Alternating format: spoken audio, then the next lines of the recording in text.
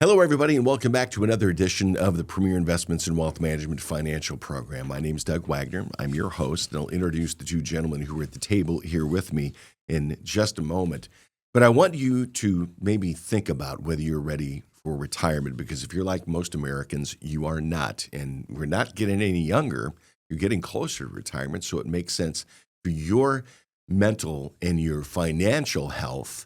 You and your family should be prepared for retirement, or maybe be prepared for your children's education or a big purchase you would like to make in the future. You can do this very easily. Just go to premieriwm.com on your favorite browser and click Get Started. From there, you'll answer a few questions, and they'll provide for you a one-page Premier Vision document that is like the roadmap to your financial future. They'll even give you a free, no-obligation meeting. They'll sit down with you in person over Zoom. You can come in. They'll come to you. Whatever works. The point is they do this for free, and then they'll hand you that document so that you can take assessment of it over time. Premier Investments in Wealth Management. Again, premieriwm.com, or you can call 800-383-6590. Premier Investments in Wealth Management named to Forbes 2026 Best in State Wealth Management Teams. Wealth advisor Jonas Everett is with me today, over 31 years of experience in the investment industry. It's good to see you. Good to see you, Doug. How are you today? Glad to be sitting right next to the captain. You know what? It's good to be. We've got the sort of complementary colors. I'm ready to go. We are. It's We're golf ready to time, go, buddy. I'm going to watch your every move and try to follow you. Follow along.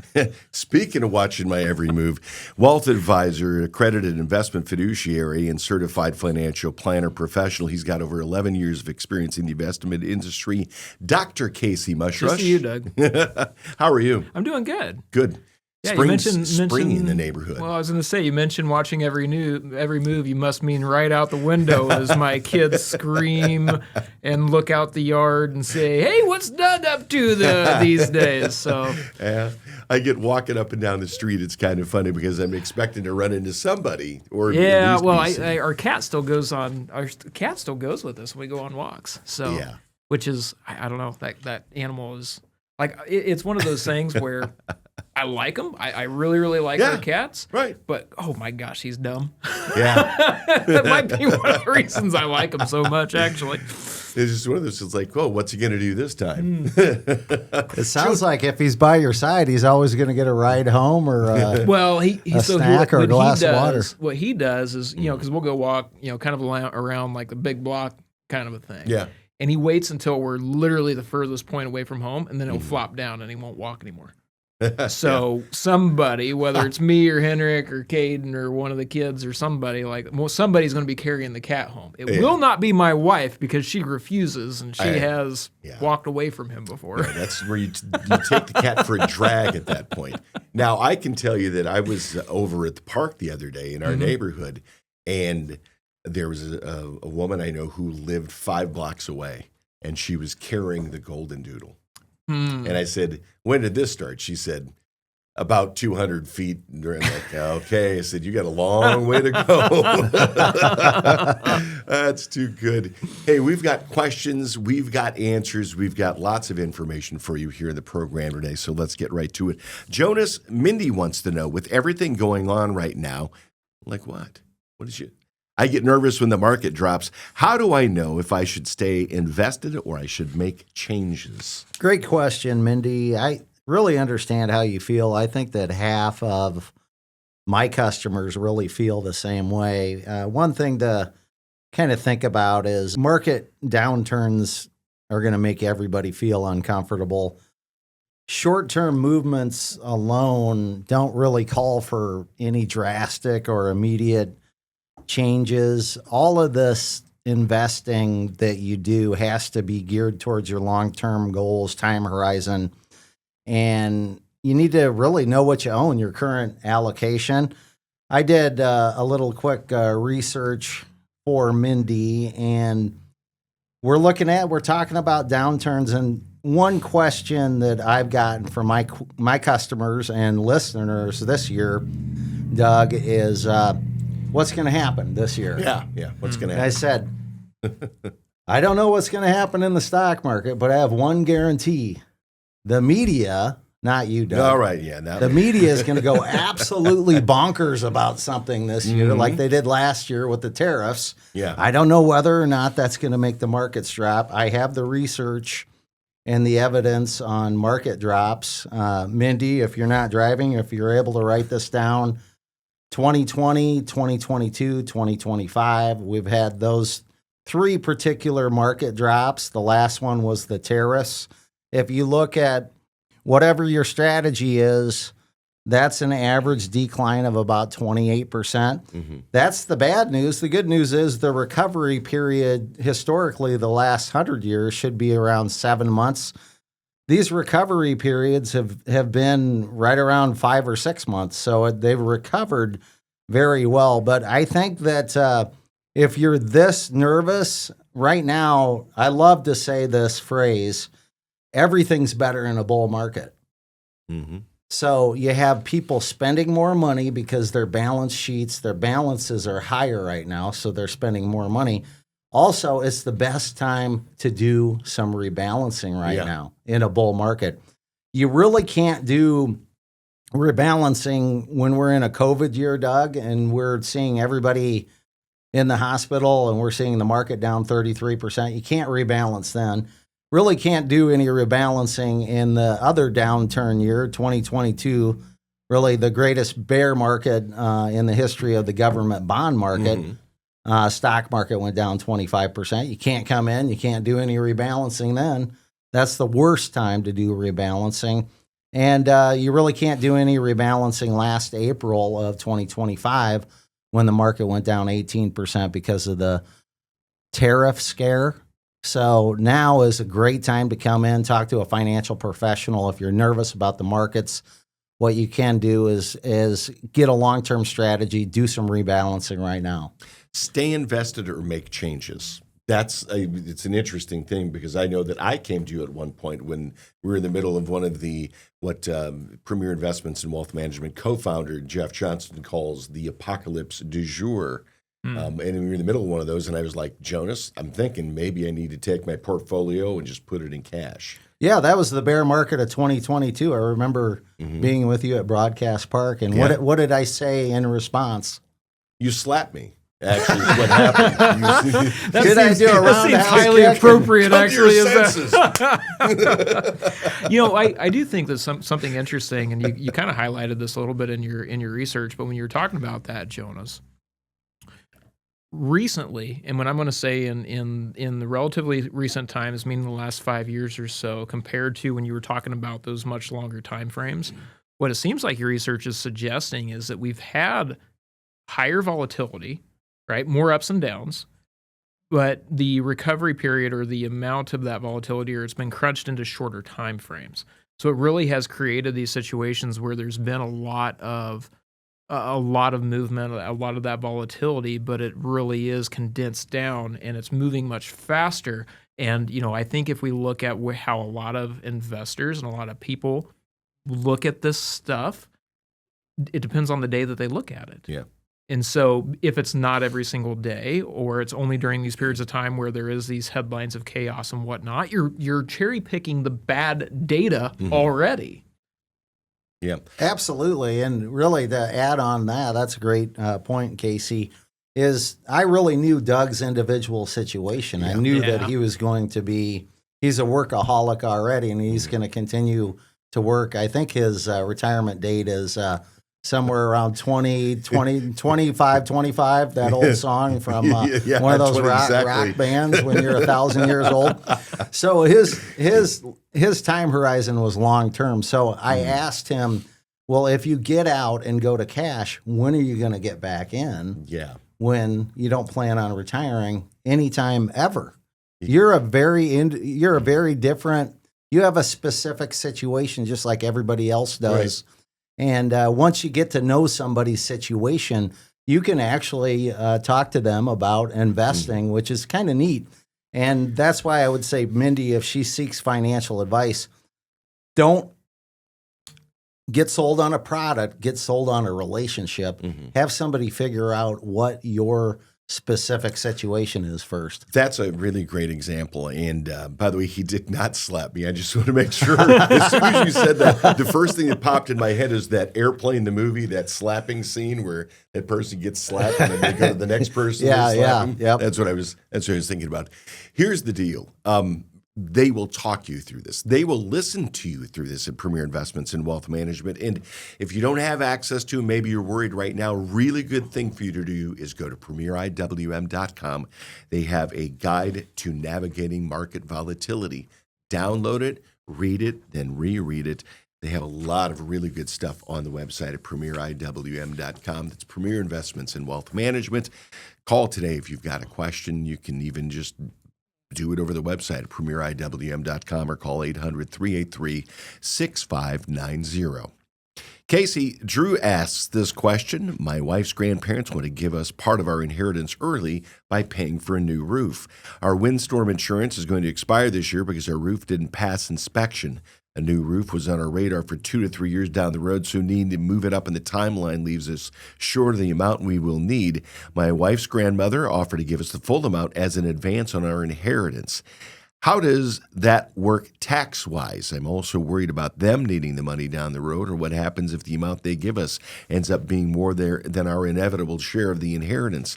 I watched my own grandma burn through almost all of her money at the end of her life in a nursing home. This is a really difficult one. Oh, this question is awesome, just from the standpoint that what you're asking, seems kind of very straightforward at the outset, but boy, there's a lot going on here.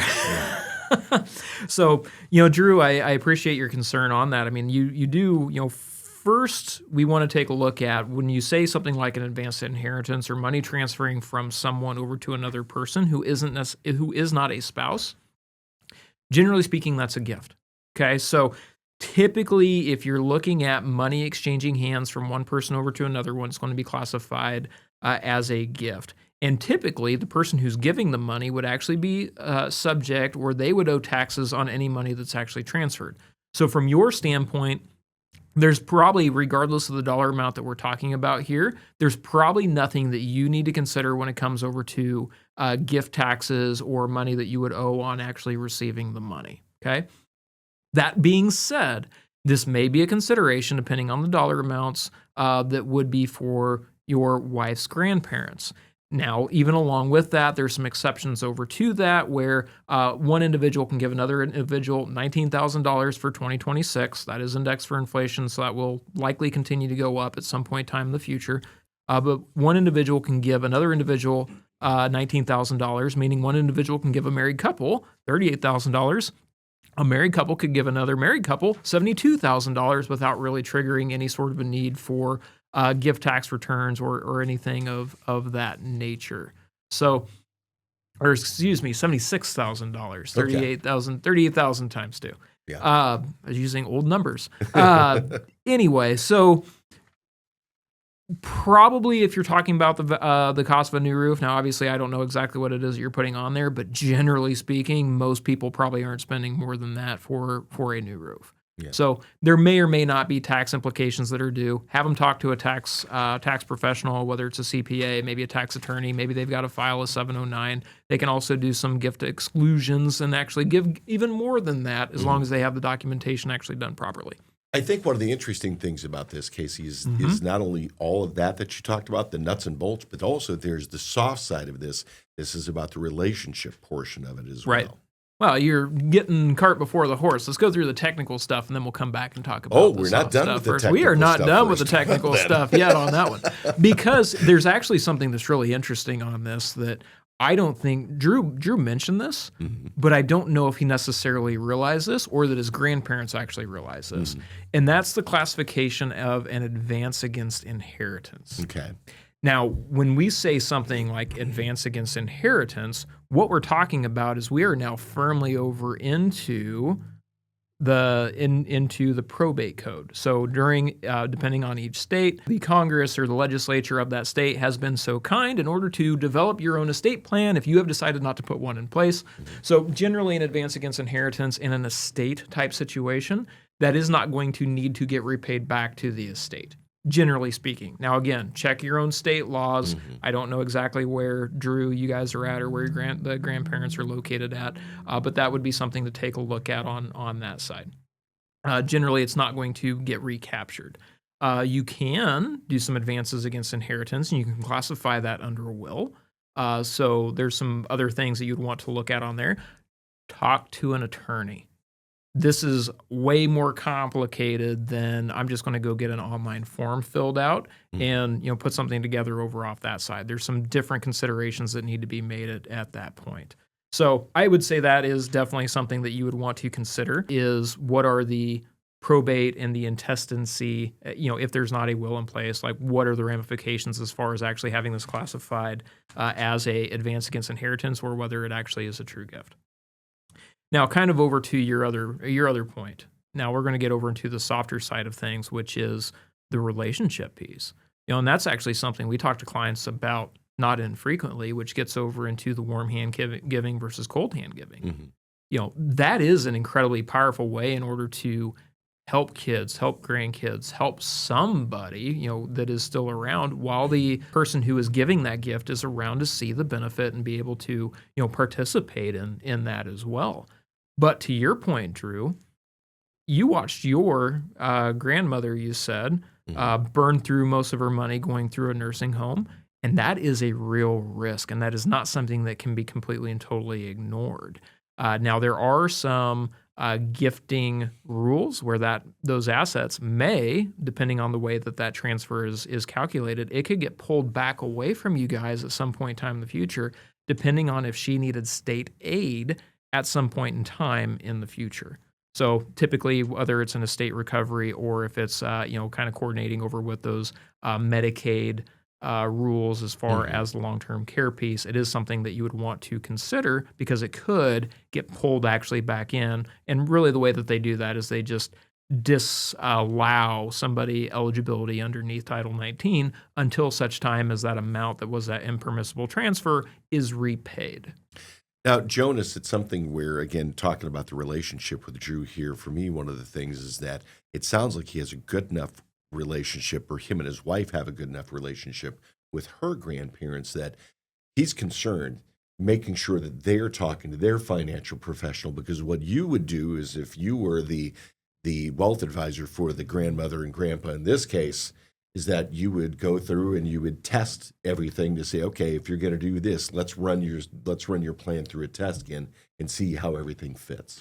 We would, and it seems like that Drew has a lot on the table here, and one of the things that we do for people is take the financial burden off the table for them so they can continue on their list of things to do. There's just a lot going on.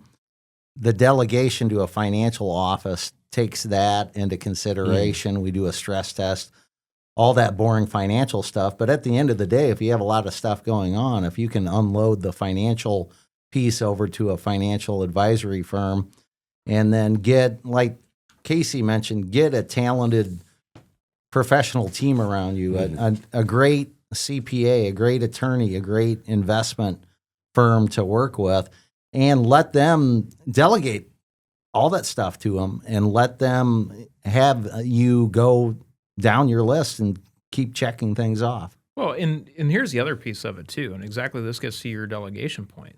Regardless of what it is that you decide to do, make sure there's documentation. Because whether it's a loan, which we didn't even talk about that, maybe you and your wife, maybe you feel uncomfortable because of this funding issue, maybe rather than having it be an advance against inheritance, maybe you take it as a loan. Now, if you do take it as a loan, make sure there's documentation that's put over in place. If this is coded or this is characterized as an advance against inheritance, make sure that is documented somewhere. So again, bringing in that pool of professionals, to your point, Jonas, it can allow you to talk about and to design the structure of here's what I want to accomplish, this is what we want to do, and they can help with that structure and with the documentation on how to actually achieve those ends. And so it really does significantly streamline and eliminate a lot of that busy paperwork type stuff that is still really important. Yeah. And especially when it comes over to, like I was mentioning with the Title 19, whether there's asset reclamation or not, it can depend on what documentation is put in place or not. And it's not that it's difficult, but it needs to be there. Yeah. Nope. And make sure you have the professionals at your side ready to help you. Dr. Casey Mushrush. Just a you, Doug. Jonas Everett from Premier Investments in Wealth Management. Get in touch with them to make your appointment today at premieriwm.com. Click Get Started. Answer a few questions. They'll provide you a one-page Premier Vision document and a free consultation, a free meeting to go over that so that you can see what your financial future might look like. They'll even hand that document off to you. If you want to call and make an appointment, that's just fine too. 800-383-6590. That's for Premier Investments in Wealth Management, named to Forbes 2026 Best in State Wealth Management Teams. Let's go to Fiona, one of my favorite names. Jonas. That's right. I'm 37, just getting started saving for the first time, like actually starting a 401k from scratch. I've spent the last 17 years digging my way into and then out of debt. Since I'm behind, do I need to be more aggressive with my investing to keep up, or should I be more conservative not to risk any big losses? Great question, Fiona. Really, starting over doesn't necessarily mean that you have to take more risk. It really goes back to your time horizon. Are you wanting to start investing for retirement at age 37? That's what time horizon is. Or do you have a goal to purchase a house or a car, or do you want to go on vacation? That would be a shorter time horizon. Your goals, and we're talking about this episode, the comfort with market fluctuations. The first listener was not comfortable at all with market fluctuations. We really like a balanced, consistent strategy, Doug. And first thing I would say, Fiona, is great job getting out of debt at age 37. How many 37-year-olds, when I was looking at this, I was in a whole heck of a lot of debt at age 37. There was no not getting out of debt at age 38. So you've done something right, Fiona, to get out of debt. And really, this sounds mind-boggling to people, but saving money is easier than getting out of debt. And what I mean by that, Fiona, is starting a 401k, just getting started, and putting 10% in at age 37 is easier than what you did getting out and digging out of your debt at age 37. Just because it's so automatic, it's an email to your payroll person, depending on your situation. And really, if you look at my super savers as a study, doing this the last 30 years, I would have to say most of my financially successful customers, probably 8 out of 10, they really started to back the truck up at age 45, Doug. Yeah, and start shoveling money in. And my last favorite new customer, he said, "I want to be your bucket collector. I just want to." He's actually in his early 50s, but he just wants to start all these buckets because their kids are gone, and him and his wife are making the best wages of their lives, and it's just time for them to back up the truck. So there is some time at age 37, and if you get started now at age 37, I think that's the key. But remember, time horizon, do you want to start for retirement or short-term goals? What's your risk tolerance? Contribution rate is everything, Doug. Yeah. At age 37, she has to do, in my opinion, at least 10% starting now. I would like to see her max out her 401k if she has a company retirement plan. And worst case scenario, if she cannot do that in any situation whatsoever, please just contribute enough to get your company match. One thing I didn't hear you say is something I always hear you talk about. Didn't hear you say emergency fund. Right, absolutely. That's just part of that whole thing. This is the importance, I think, that Casey, of making sure that you have a financial professional who can help sort of cue you up to these things and set you up on that sort of a road. Well, I think that's an interesting comment on there, Doug. Because when you take a look over at the emergency fund, really what that's allowing you to do is it allows you to put a buffer between life and your investments. Now, look at the situation here for Fiona. Let's imagine you start doing the investing and you don't have an emergency fund. Okay. And then something goes wrong, because it will, because it's life, and life does not always go according to what our expectations are. Are you going to be raiding that retirement account in order to fund whatever that emergency is? Maybe. Now, if that is the case, now we've just created a retirement account or some sort of an account where I might actually have a shorter term need in that cash, suggesting that I might actually have to have or need a more conservative investment approach. But when you put that emergency fund over in place, and now you have that buffer against your investments, against life, and actually having to go through and unhook things, you can be more aggressive over on there. So, whether we're actually taking a look at it through the risk tolerance, questionnaire or something along those lines. And again, the way that we really like to approach this is through risk capacity. That answer, your risk capacity, might be different depending on the makeup of the assets and what you've actually put over into place that gives you that breathing room or gives you that buffer against having to go back and tap into those accounts. So if you have the risk capacity actually set up appropriately and you have the right buffers in place, it may be more appropriate to be more aggressive.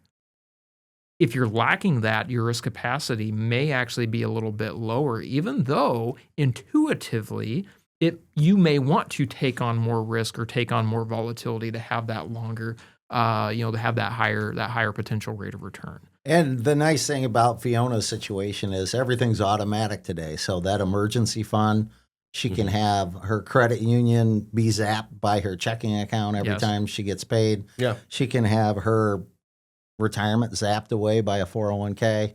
So all of this automation, like I said, whatever she did to get out of debt, she didn't do it by making regular credit card payments, automated credit card payments, or automated, because those are minimum payments. Right. So she went out of her way to get out of debt. She needs to be congratulated for that. It's a lot easier to save money at this point. Well, I think to your point, the behavior modification, right, Jonas? The behavior modification has already taken place. So really, it's a matter about redirecting and reallocating those resources over to the appropriate places rather than having to go and convince somebody that, hey, you need to go make some adjustments here.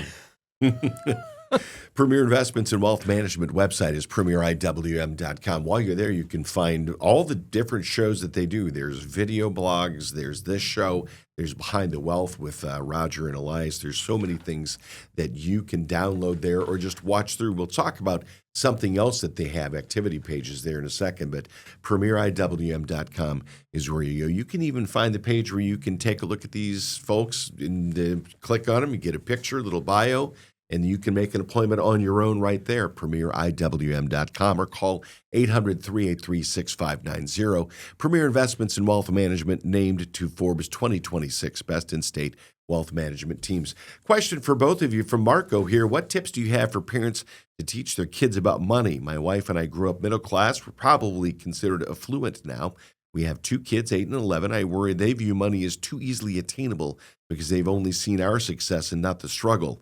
We want to provide nice things for them, but they don't want them to be completely unprepared for when they go to college and have to fend for themselves.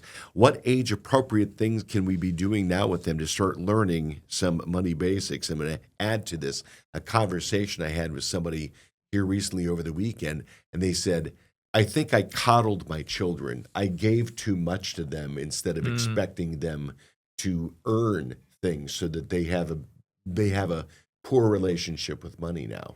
Good to start young at 8 and 11. Yeah. Well, it's again to your point, Marco, and I think you actually identify, ultimately what's going to come down to the answer, which is trying to figure out those age-appropriate activities and those age-appropriate things based also on the temperament of the child. I actually think that you need to be looking at this on a unique one-by-one basis. So take, for example, my almost 16-year-old has a different relationship with money compared to my 8-year-old. They're just in completely different phases of life. Right. They've got different things that are going on, and that's very different compared to my 4-year-old, right? My 4-year-old has a different relationship with money even compared to either of those two. So what we have to make sure that we're doing is having real life exposure over to these various different money concepts. And this can be done in a lot of different ways. Like Doug said, we do have some activity pages that you can go check out on the resource. Here's one actually that is a real world example because I was talking with my wife about this here again over the weekend. today for lunch, they are doing a money module because that's what they're doing inside of some of their schoolwork right now. But they're doing a money module at lunch. Now, what that means is my wife is setting up a cafe at home. So she has she's going to give each one of the kids a certain amount of money, actual dollars, not the play money, not the felt money and all that kind of thing, which is laying around the house, but actual money. And she's going to say, here's the menu. You get to order off the menu. And she's actually having them use real money in order to do that. And the entire point is to give them that exposure to actual money, not just play money. And so one thing that I think is a little bit of a challenge that we can do, especially with younger kids, is we do have these expectations, and you kind of mentioned this, where we expect people to know these things, but we never give them any tangible real-world experience. Now, my wife has kind of a sub-goal on this, is kind of why she's doing this. Like, she wants our 8-year-old to be able to go in and do the Jimmy John ordering by himself so she doesn't have to get out of the car.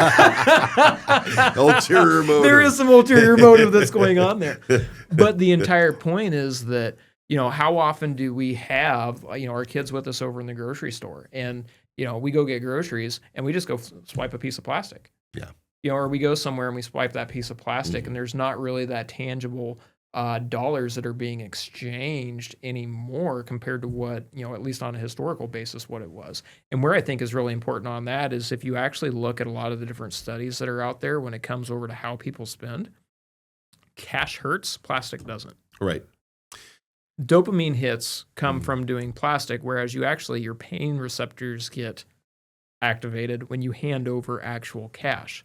And so that is actually something that if you look at a lot of these getting out of debt, like the envelope systems and all that kind of thing, it actually relies on some of that to an extent when you're going through some of that behavior modification. But we should be introducing that back over to our kids so they can recognize and understand these various different how to relate to money and to do it in an appropriate way.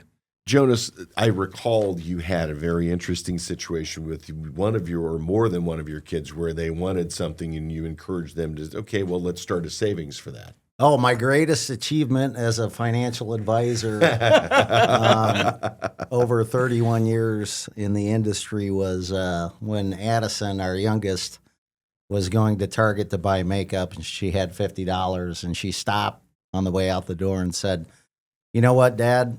I'm just going to give you $25 to put in my brokerage account because I don't want to spend the whole thing on makeup." So whatever, it took me 30 years to get to that point, but it's worked. And great lead-in, Doug. Involve your kids in real life conversations. And I think you have to understand that, Marco, this is a great question. You and your wife have been financially successful going from the middle class, and you feel like you're affluent right now. Kids have bionic ears, Doug. So they pick up on all the negative stuff in the household, but they also pick up on all the positive stuff. So we do so many financial transactions throughout the day. Teach them your successful money formulas, and they're going to pick them up because they don't know any different. That's the first formula that they're going to have.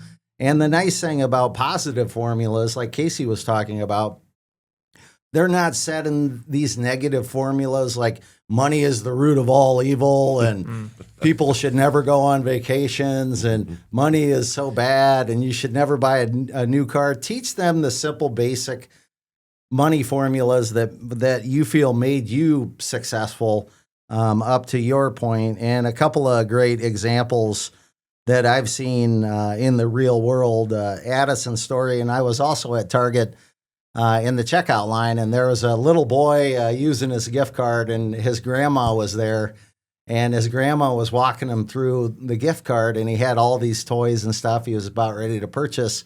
And his grandma said, "Well, if you buy all of those toys, then you're not going to have $25 left on your gift card." And the kid was like stumped by that. He's like, "I'm not going to have the $25 on my gift card if I buy all of these toys." And the grandma was like, "Yeah." So the kid said, "Well, I don't want none of these cards then. I don't want none of these toys. Yeah, I don't want none of these toys because I want room left on my gift card." So that was a great way to involve your child or grandchild in real life conversations. No, exactly. Well, Go ahead. I think the other part of this too is you do have to recognize that your kids are going to make mistakes, and you have to let them do it. And that is a part of actually getting better with money and actually helping to develop that relationship. And so, I'm kind of curious on that. I mean, I almost wonder if it might have been a little bit better to allow the kid to finalize that transaction and said, okay, well, now you have this stuff, but you have no more money on this. Because that's pretty low stakes, right? In the grand scheme of things, $25 probably isn't going to, completely and totally wreck somebody's financial future. But it can be an incredibly valuable lesson, especially for a relatively young kid. And so I do think that one thing we do have to do is give our kids room to make mistakes. This is something that I talk to people about in the estate planning context constantly. Because if we've got a pile of money that we're leaving behind and we've got young beneficiaries or young kids who are minors, like, how can we let them make a small mistake before they make a much larger one that they're not going to be able to recover from financially? And so really allowing them that room to make those mistakes gives the opportunity to talk through it. Okay, well, what happened? What went wrong? What is something that we can do better next time? And that lesson by experience can be significantly more valuable compared to parent just always coming in and saying, well, this is the decision that you have to make and that you should make because this is the right thing to do. Makes sense. Premier Investments and Wealth Management website at premieriwm.com has a lot of different free resources. And Casey alluded to this earlier. They've got activity pages specifically designed to help your kids learn about money. PremierIWM.com is the website for Premier Investments and Wealth Management, named to Forbes 2026 Best in State Wealth Management Team. Casey, Marshall's got a question for you. My wife and I have 2 kids. We want to start saving. With my job, we've moved quite a bit. We opened 529s for our kids in the previous state we lived in. We were looking at making another contribution to their accounts, but wondering now that we live in a different state, should we open 529s in this state? And if we do, does it make sense to keep the accounts separate or transfer the old accounts into the new ones? Marshall, wonderful question. This does get over into those interstate dynamics because 529 plans can be different depending on which state that you live. The short answer, it might be some combination of all the above. So just because you move doesn't necessarily mean that you have to open up a new 529 plan. Now, what I will say is that there are some nuances and some differences over in the rules between the various different state plans that you participate in, and you're going to have to review and take a look at your state to see what is actually applicable or not. So, for example, some states may allow some form of a deduction or income tax deduction or state income tax deduction if you make a contribution to that state's 529 plan. Other states may allow you to make an income tax deduction or receive some form of an income tax credit if you make that contribution to any 529 plan throughout the country. It's going to vary state by state. So just take a look over at that side and see whether or not the deduction or credit actually is something that is available to you. One other thing you will want to take a look at, and I think this is always a good thing to review anyway, take a look at the various different investment options, the cost of fees of the administration over on those plans, because that may tell you whether or not you should remain in a plan and the difference between the cost benefits to you versus the cost or the expense of that plan. That is something that you'll want to evaluate as well, and that may dictate whether or not you should make some sort of a change to move it from an old state over to your new state or to open it up somewhere else. There are advantages, I would say, to keeping the accounts separated, and there are also advantages to actually getting them all combined. I think probably the most obvious one from a combining standpoint is just straight administration, right? Having one plan that you go to, one balance account that you can go check to make sure that you're periodically looking at that, on whatever your frequency is. That makes life a little bit easier to get it down over to one. However, sometimes it might make more sense to keep it over in 2 different places. So let's say, for example, you are participating in a much lower cost plan, and then the state that you're in right now has a higher plan cost, but you get those tax deductions. Maybe keeping it separate at that point in time might be worth considering with the expectation that maybe you're going to consolidate at some point in time in the future. That's Dr. Casey Mushrush, along with Jonas Everett here on the Premier Investments and Wealth Management Financial Program. Mike has a question for you. Jonas wants to know, I'm 45 and recently divorced. We sold our house in the divorce, and now I have $160,000 sitting in a high-yield savings account. It took me about 3 or 4 minutes. HYSA. Yeah. Molly has on the outline here. It took me a minute, too. Yeah, exactly. I was like, okay. Honestly, he says, I have no idea what to do with this money. I'm currently renting, not sure if buying another house is what I want right now. The only debt I have is my car loan. I'm paying about $200 a month for. Any advice is welcome. Absolutely, Mike. And really, with such a large cash balance and a major life transition or change right now, the focus should be on you, and your new investment should have really flexibility. And you really, I think at age 45, need to be very intentional about everything you do right now. The great news is that you had equity in your home. You have I love this, Doug, emergency fund on steroids now. Yeah. With the HYSA, high yield savings account. So the options are really unlimited for you at this point. One of the things that you could start with is the basics. Look at I would do a net worth statement right now, and I would determine what your eligibility is at work to start maxing out your workplace contributions.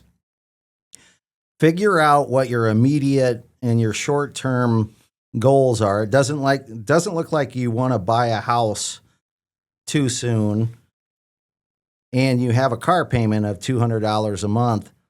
Maybe look at it this way. How much do you actually need in cash? And we like the 6 to 9 months of living expenses in an emergency fund. I'm okay with going more than that. I think depending on what Mike's job status is, if he hates his job, now that he has $160,000 in a high yield savings account, he has a lot more options to go out and get a job that he loves or pursue his lifelong passion or dream of starting a business. So he has so many options right now.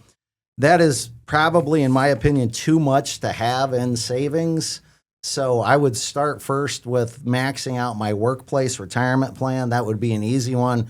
Email to the payroll person. I would even go and do this, Doug. I would even probably pay off my car because $200 a month doesn't seem like a big car payment. But if Mike turns around and puts that $200 in a brokerage account or even in a savings account, cars depreciate so much, he's going to have a different car anyways. And that's such a small payment. And if that is his only payment, he can clean that up pretty easily. So a couple of pieces of advice in my brain just to keep things simple and to give you some direct advice, Mike. Max out your 401k retirement plan, pay off the car, determine how much that you have to have 6 to 9 months in living expenses, and keep that amount in your high yield savings account. And then if you're looking at investments over and above that, maybe start a Roth IRA. And then ultimately you need to be very intentional at age 45, but there's a lot of time for you to catch up from this. Common sense solutions, and they're like fingerprints. Your solution is your solution. It's not somebody else's. It's not cookie cutter. At Premier Investments and Wealth Management, that's what you'll get, a financial plan that's dictated to what your needs, your goals, your aspirations are. And depending on what tools you have, what arrows you have in the quiver, premieriwm.com, click Get Started, answer a few questions. They'll provide you a one-page Premier Vision document and a free meeting to go over it. They'll meet you in person. They'll meet you at your place. You can come here. They will electronically meet you. Heck, they can do it over the phone. They may even do smoke signal meetings. I'm not sure that one. Still working on the campfires on okay, that one. Exactly. PremierIWM.com is the website, or you can call to take action today and make that appointment over the phone, 800-383-6590. Premier Investments and Wealth Management named Forbes 2026 Best in State Wealth Management Team. Sanders got a question for you. Casey, don't really understand the 3 tax bucket strategy that gets talked about by a lot of financial advisors in the media. I have a 401k and a Roth IRA, but I don't get where the individual brokerage accounts come in. To me, it makes more sense to put more money into a Roth and have it tax-free. Am I thinking wrong here? Hey, this is a great question, Sandra. I really appreciate the question. Real quick to kind of just recap a little bit about what you're talking about. So not quite the same as the bucket strategy as we generally speak about it here, but the 3 tax bucket strategy is simply allocating dollars amongst the 3 different treatments or the different types of money that is available. So pre-tax being one of the buckets. This is typically like a traditional IRA, traditional 401k, maybe 403b funds, 401a, something along those lines. Roth accounts, as you noted, after-tax dollars, so they're going to grow. You'll be able to receive those dollars tax-free at some point in time in the future, so you don't pay income taxes on those, subject to age restrictions. And then the third bucket is your brokerage account or taxable accounts. Now, with this accounts, you don't get any tax breaks of putting money in. There's also tax treatment each year, depending on the activity and the type of assets that are underneath that. However, there aren't limitations on contributions, and you also don't have any limitations as far as access over to the fund. So we don't have to, set up like some special distribution if we want to do pre-59.5 money. So oftentimes you might look at that taxable account. These are funds that are intended to be utilized for goals that are pre-59.5. Sometimes they're called bridge accounts. Sometimes they're called the taxable bucket. There's a lot of different names for them out there, but essentially this is money that is saved excess and above retirement accounts, or it is money that I intend on using before I actually have access over to those various different retirement accounts, or I'm preserving some level of flexibility and access to my cash as well. So that's really kind of the big piece is the access over to the money and the flexibility in terms of future planning. It also does create tax diversification. Now, when I say tax diversification, because we're talking about 3 different tax treatments, pre-tax, after-tax, and then also taxable, we don't know what the exact ramifications for all of these different account types are going to be at some point in time in the future. Now, looking 15 years out, are we going to have Roth accounts or not? Now, don't hear what I'm not saying. I'm not predicting that Roth accounts are going to go away or that they're going to get converted or something over on that side, but they were created by an act of Congress. They could be eliminated by an act of Congress as well. So I don't know what the tax code looks like 10 or 15 years from now. And so by having these various different buckets of money available to us, we're essentially future-proofing ourselves just a little bit to say, I'm going to have some options on those distribution mechanisms to be able to design it and set it up over in a way that is ultimately more beneficial or is at least safer for myself, depending on whatever nonsense Congress decides to come up with at some point in time in the future. No, nonsense from Congress. By the way, great phrase. Surely not. Yeah, nonsense I know. from Congress, Surely, great Jess. phrase. Great phrase. Don't hear what I'm not saying. That's a good way of putting that too. So, again, common sense ideas, and the other thing too is this whole idea that you can't have way too many options and way too many things going on at one time. 3 and having to be able to choose amongst those is not too much, and especially if you're working with a financial professional like the ones at Premier Investments and Wealth Management to choose the right style for investments for you.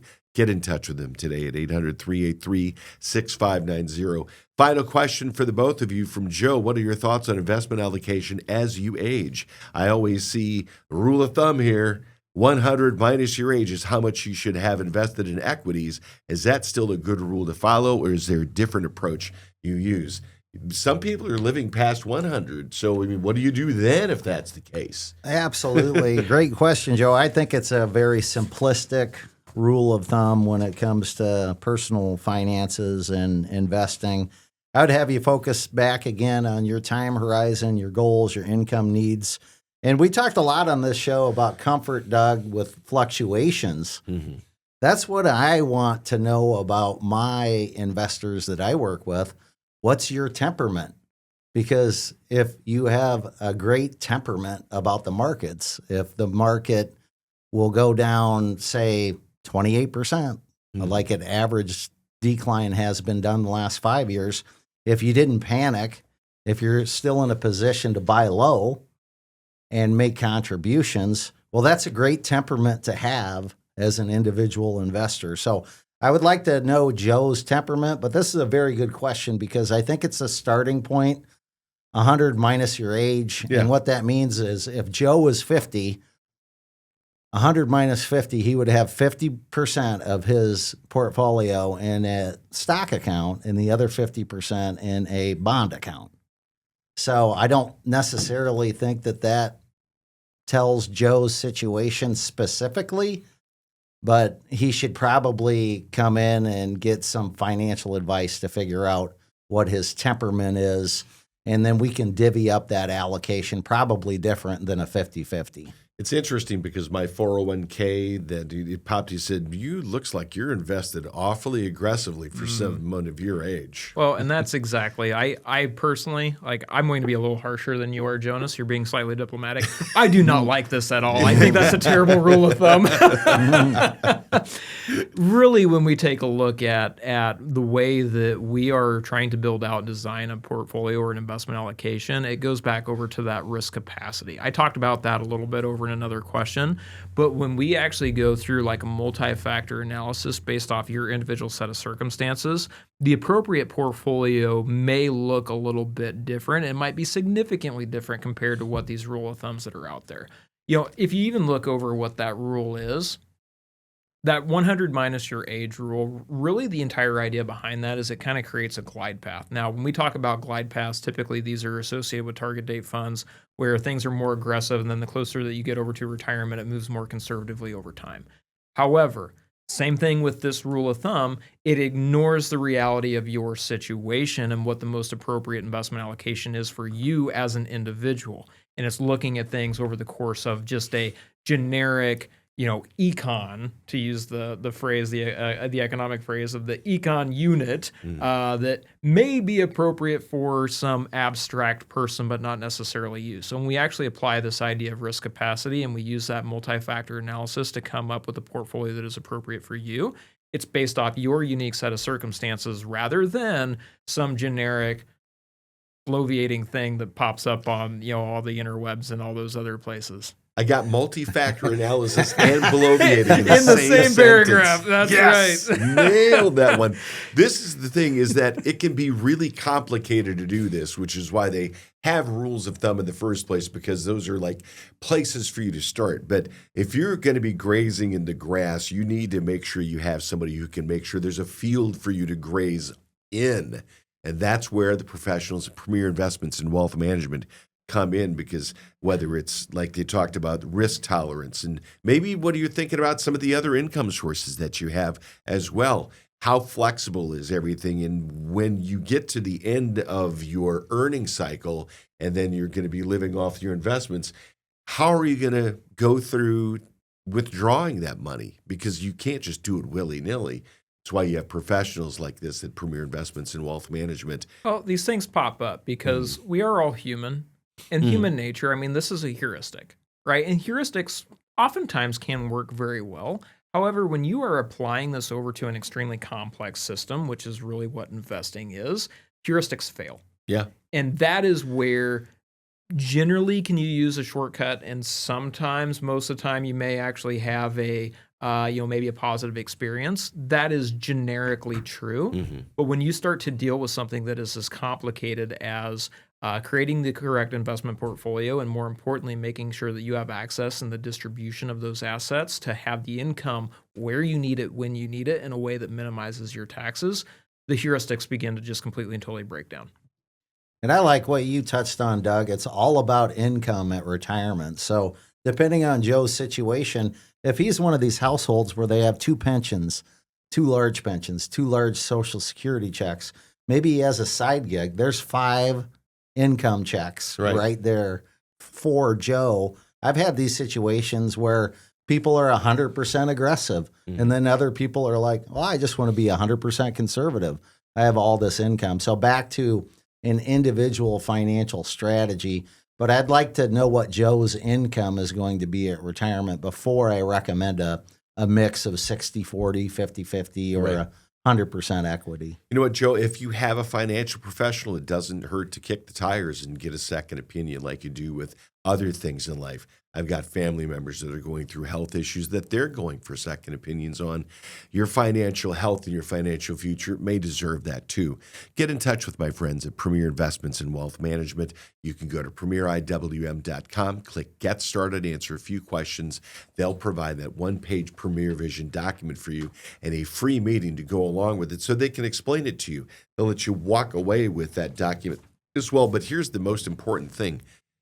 Having the understanding of a firm that you're working with that's more than just the business. It's the people who populate the business who are using the lessons they've learned over thousands of clients over dozens of years amongst them to benefit you.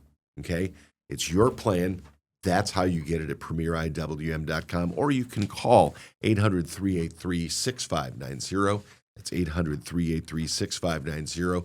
At the website, don't forget the Investor's Guide series that's out there for everything from soup to nuts. They'll be able to take care of that for you. We appreciate you joining us here on the Premier Investments in Wealth Management Financial Program. For Dr. Casey Mushrush. Just to you, Doug. And Jonas Everett, my name's Doug Wagner. We'll talk to you again soon.